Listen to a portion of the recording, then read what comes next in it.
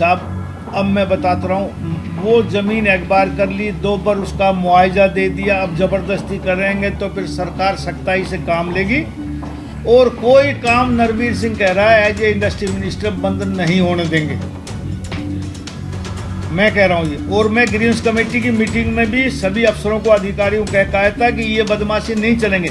जो उस समय डीपीआर बना वो मेरी गलती थी कि मैंने वो डीपीआर देखी नहीं। जब मैंने एलिवेटेड बादशाहपुर बनवाया तो उसका मैं ये समझ नहीं पाया, ना मैं देख पाया कि उसका उतार चढ़ाव हुआ कि नहीं हुआ। नहीं, उस टाइम में मुझे बनवाना चाहिए था। और अंडरपास भी मैं अपनी गलती मानता हूँ कि नहीं बन पाया।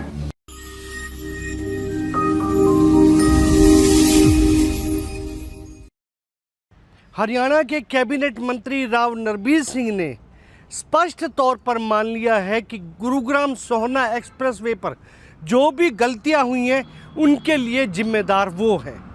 इसके अलावा राव नरबीर सिंह ने आज उन मेवात के विरोध करने वाले प्रदर्शनकारी किसानों को भी चेतावनी दी है कि यदि वो सीधे सीधे मान जाए तो ठीक है, वरना जल्द ही उन पर बरसाए जाएंगे लठ। और क्या क्या उन्होंने किए हैं, आज विकास की घोषणाएं दिखाएंगे आपको इस खबर में। नमस्कार, मैं हूं मनु मेहता और आप देख रहे हैं गुरुग्राम न्यूज। हरियाणा के कैबिनेट मंत्री और बादशाहपुर से भाजपा विधायक राव नरबीर सिंह ने गुरुग्राम के पीडब्ल्यूडी रेस्ट हाउस में एक प्रेस वार्ता का आयोजन किया। मौका था नए फाइनेंशियल ईयर के शुरू होने का, तो उनका स्पष्ट तौर पर कहना था कि उनके हिसाब से जो नया फाइनेंशियल ईयर है वो उनके हिसाब से अब उनकी सरकार की शुरुआत हो रही है। पिछली योजनाओं में जो भी पैसा आया था वो सब वापस जमा हो चुका है और वो पिछले विधायकों के हिसाब से था, लेकिन अब सही मायने में उनके अनुरूप जो उन्होंने संकल्प पत्र में वादे किए थे उसी हिसाब से कार्य होंगे।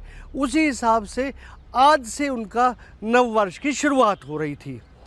इस मौके पर राव नरबीर सिंह ने गुरुग्राम की विभिन्न योजनाओं के लिए भी काफ़ी बातें कहीं। उन्होंने साफ तौर पर कहा कि 1 मई 2025 से ओल्ड सिटी गुरुग्राम मेट्रो का निर्माण कार्य शुरू हो जाएगा और इससे गुरुग्राम वासियों को काफ़ी फ़ायदा मिलेगा। इसके अलावा गुरुग्राम में जो हॉस्पिटल बनने की बात है वो भी सरकार विचार कर रही है, जल्दी उनकी घोषणाएं भी लोगों के लिए कर दी जाएंगी।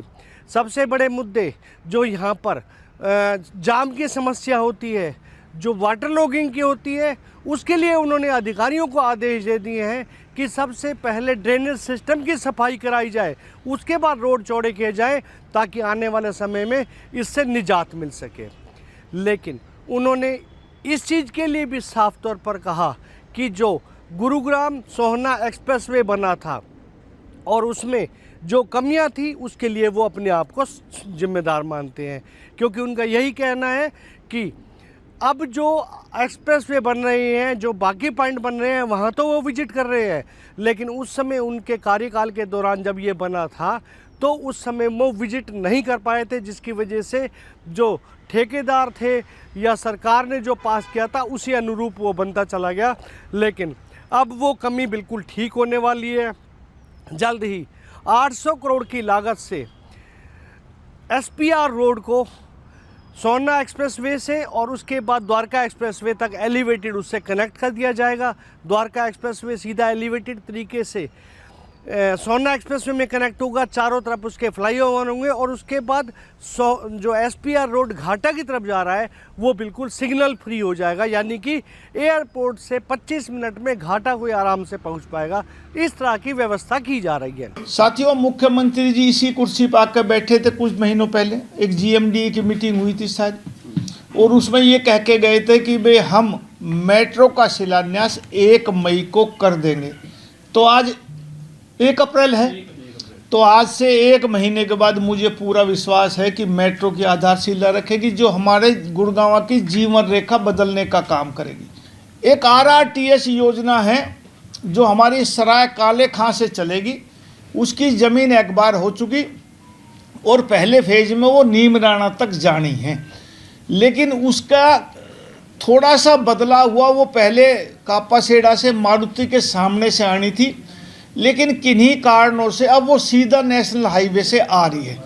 उसकी डीपीआर अलग तैयार हो रही है। मेरा मानना है कि वो भी इसी योजना में बन के तैयार हो जाएगी, क्योंकि ज़मीन अखबार की जरूरत नहीं, ज़मीन पहले ऑलरेडी अखबार हो चुकी। इस पैच में क्योंकि हमारे दिल्ली में भी एनएच का रास्ता है, उसके साथ साथ आएगी, पिलर अखबार करने की जरूरत नहीं पड़ेगी, सिर्फ डीपीआर की दिक्कत आएगी। वो डीपीआर बनने लगे तो वो भी एक बहुत बड़ा हरियाणा में काम होने जा रहा है, गुड़गांव में खास तौर से। अभी गुड़गांव में सबसे बड़ी दिक्कत थी हमारे ट्रैफिक की। एक हमारा गुड़गांव का रोड है जिसको हम एक्सटेंशन रोड और एसपीआर रोड बोलते हैं, बहुत ज़्यादा ट्रैफिक उस पर पास चलता है और अमूमन शाम को और दिन में बड़ी दिक्कत होती है। कोई बड़े ट्रक जो नेशनल हाईवे से आते हैं 8 से या जो फरीदाबाद जाने होते हैं उन पे भी दिक्कत आती है।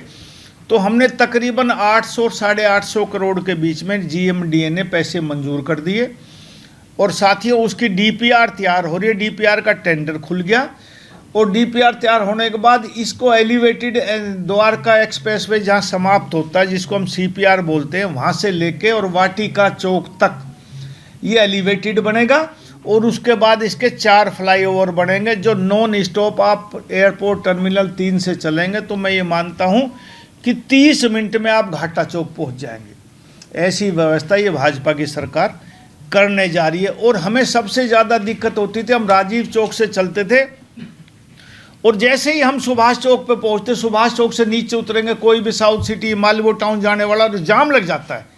तो अब जो सीधा जाने वाला आदमी है या वाटिका चौक पर जाने वाला आदमी, वो इस नीचे से नहीं उतरेगा, वो वाटिका चौक पे ही उतार चढ़ाव हो जाएगा वहाँ। तो ये ट्रैफिक की व्यवस्था ठीक हो जाएगी। जो उस समय डीपीआर बना वो मेरी गलती थी कि मैंने वो डीपीआर देखी नहीं। जब मैंने एलिवेटेड बादशाहपुर बनवाया तो उसका मैं ये समझ नहीं पाया, ना मैं देख पाया कि उसका उतार चढ़ाव हुआ कि नहीं हुआ। नहीं, उस टाइम ही मुझे बनवाना चाहिए था। वो अंडरपास भी मैं अपनी गलती मानता हूँ कि नहीं बन पाया। उसके बाद हमने जीएमडी ने पैसे जमा करवाए, नेशनल हाईवे ने वाटिका चौक पर अंडरपास बनाया और अब इसको एलिवेटेड से हम जोड़ रहे हैं ताकि बॉम्बे आने वाला या जयपुर से आने वाला सीधा राजीव चौक पर ना आए, वहाँ चला जाए। एक ऐसी व्यवस्था हम गुड़गांव में करने जा रहे हैं। जब उनसे पूछा गया कि आईएमटी मानेसर, तो उनका यही कहना था कि ऐसी 10 आईएमटी मानेसर पूरे हरियाणा में और विकसित की जानी है। लेकिन रोजगांव में जो मानेस इंडस्ट्रियल एरिया है आईएमटी टाइप का, आईएमटी रोजगांव में, वहाँ पर किसान धरने प्रदर्शन में बैठते हैं। मेवात के किसानों के बारे में उन्होंने स्पष्ट तौर पर कहा है कि मेवात के किसान जो धरने पर बैठे हैं उनमें से ज़्यादातर ऐसे हैं जिन्होंने 2-2 बार मुआवजा ले लिया है, मन माफिक मुआवजा लिया है, लेकिन लालचवश फिर आकर धरने पर बैठ जाते हैं। इसलिए अब उनका इलाज भी ढूंढ लिया गया है। जल्द ही उनको भी फोर्स के माध्यम से उनको यहाँ से लतेड़ा जाएगा। हरियाणा में आप 5 आईएमटी की बात कर रहे थे कि आप 5 आईएमटी को 5 नहीं 10, चलो 10 लगा। हाँ, मेवात में तो काम ही चलता है, बंद हो जाता है। 7 तारीख को फिर एक महापंचायत रखी है साहब। अब मैं बताता रहा हूँ, वो ज़मीन अखबार कर ली, 2 बार उसका मुआवजा दे दिया, अब ज़बरदस्ती करेंगे तो फिर सरकार सख्ताई से काम लेगी। और कोई काम नरवीर सिंह कह रहा है एज ए इंडस्ट्री मिनिस्टर बंद नहीं होने देंगे, मैं कह रहा हूँ ये। और मैं ग्रीन्स कमेटी की मीटिंग में भी सभी अफसरों को, अधिकारियों को कहा था कि ये बदमाशी नहीं चलेंगे। उनने मर्जी से पैसे लिए, मर्जी से सबने एफिडेविट दिए, दोबारा उनको मुआवजा दिया गया और मर्जी से उनने खाली करी, फिर खाली ज़मीन में बैठ जाते हैं। हम इसलिए उनको कब्जा नहीं लेते। एक्चुअल जो बात है वो ये है कि यदि हम इसने खाली करवा लेंगे तो इतने कर्मचारी नहीं होते उसकी देख रेख करें, तो उसमें जेसीबी से मट्टी खोद लेते हैं, 5-5, 7-7 फुट खोद लेते हैं, लाखों करोड़ों रुपए की मट्टी बेच देते हैं। तो सरकार HSID से कर्मचारी कहाँ तक ध्यान रखेगा? तो उनको छोड़ देते हैं कि भाई इसमें जमीन बोते रहो तो वही रखवाली कर लेगा, हमें जब जरूरत पड़े। इसलिए ये दिक्कत आती है हमें। अब कोई वहाँ नहीं, मैंने कहा है कि इनको अब खाली करवा लो, खाली करा ले जहाँ जहाँ काम है। अब कोई किसी ठेकेदार को काम करने में दिक्कत नहीं है। जरा सी भी दिक्कत आएगी तो नरवीर सिंह बैठा, मैं कह रहा हूँ, कोई दिक्कत नहीं। सारे ठेकेदार वहाँ काम कर रहे हैं, काम हमने दे रखा है। बड़ी बड़ी इंडस्ट्रियाँ आएंगी, 1500 एकड़ के आसपास हमारी ज़मीन है, देंगे, बढ़िया टाउनशिप बनाएंगे वहाँ। कुल मिलाकर राव नरबीर ने आज जो एक प्रेस वार्ता के माध्यम से गुरुग्राम के लोगों को जो सौगातें दी हैं, यदि ये जल्द ही शुरू हो जाती हैं और इससे न केवल ट्रैफिक व्यवस्था सुचारू होगी बल्कि यहाँ का जनजीवन, जनयापन वो भी पूरी तरह से पटरी पर आ जाएगा। इस खबर के बारे में आप अपनी राय हमें कमेंट करके अवश्य दीजिएगा और इस खबर को ज़्यादा से ज़्यादा शेयर कीजिएगा ताकि ज़्यादा से ज़्यादा लोगों तक सही जानकारी सही समय तक पहुंच सके। नमस्कार।